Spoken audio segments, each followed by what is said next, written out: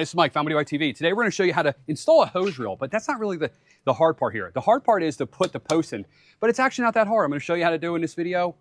Hit that subscribe button. The reel is going to go right here. So what do we need to install the hose reel in the ground? We need a post. So I'm going to use a 4x4 post. This is one I had in my backyard. I cleaned it up, looks good. We need a hose reel. Today I'm going to use Giraffe Tools hose reel. I used this in the past. I'm just repurposing it. Basically, whatever one you're using the hose reel, just make sure the mounting hardware, it's thin enough to fit onto the post you're using. If it's any wider than this, you're probably gonna have to go up to a 6x6, which are a lot heavier. All right, we need something to dig the hole. So I got this Wild Badger.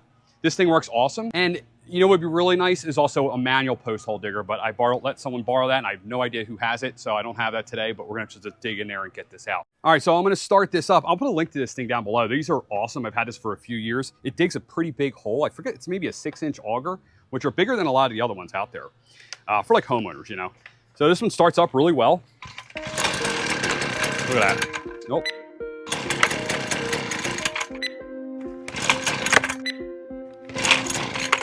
Might have to, it's making a liar of me.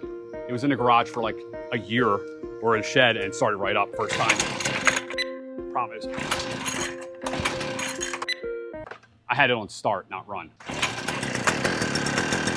I told you, it's awesome. All right.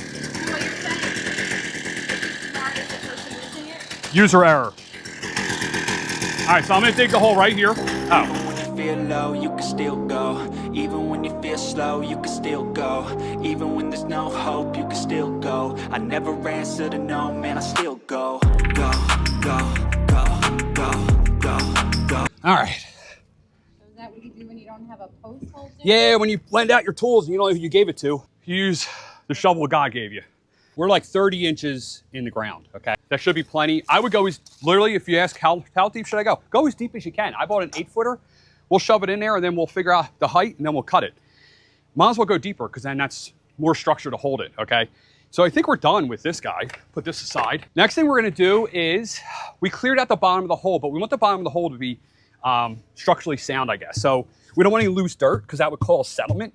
So what I'm gonna do is just basically pack the bottom of the hole. Do that again. I'm gonna throw some rocks in there, just a few. Just basically what this is gonna do is create like a base for it so it doesn't sink. I want a solid base. I don't want any loose dirt down there. We're gonna put in a hole.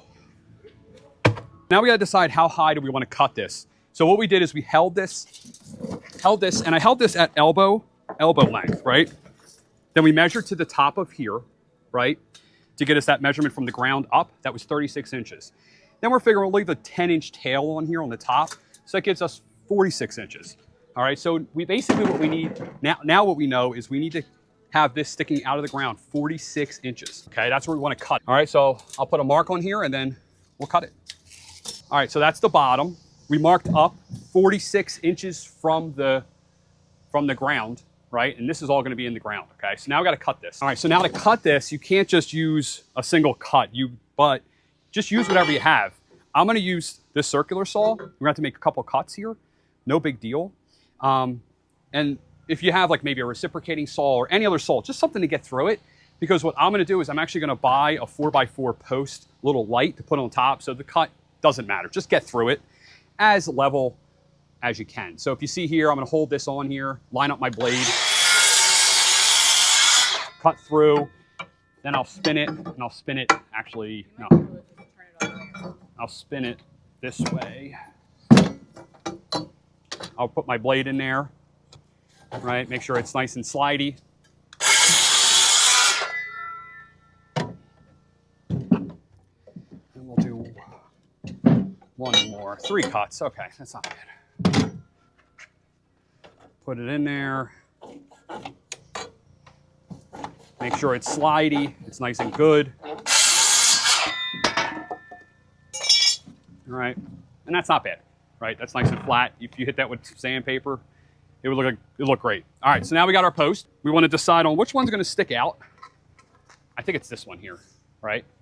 All right, so I'm going to put mine on the back side of the hole. Kind of hold it up there. I'm going to dump some rock in here, all right, at first. This is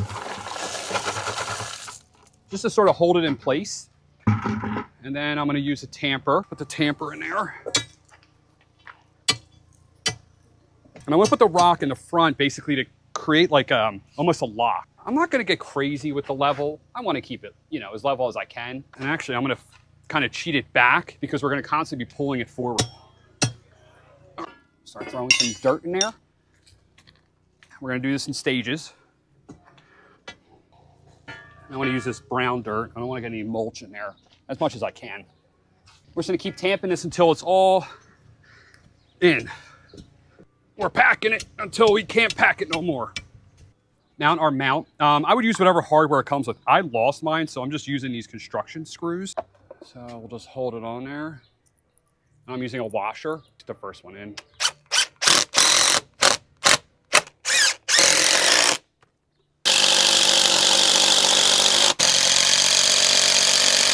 Lift it up.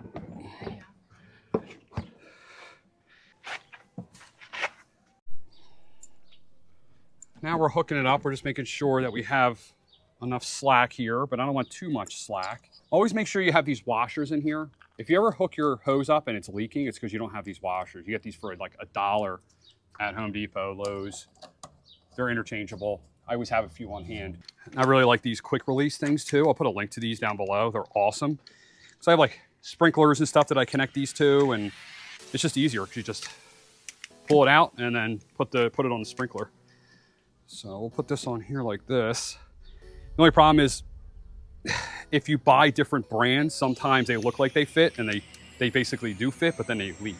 So it's better to buy like 6 of them at a time and put them on everything. So let's see. Case in point.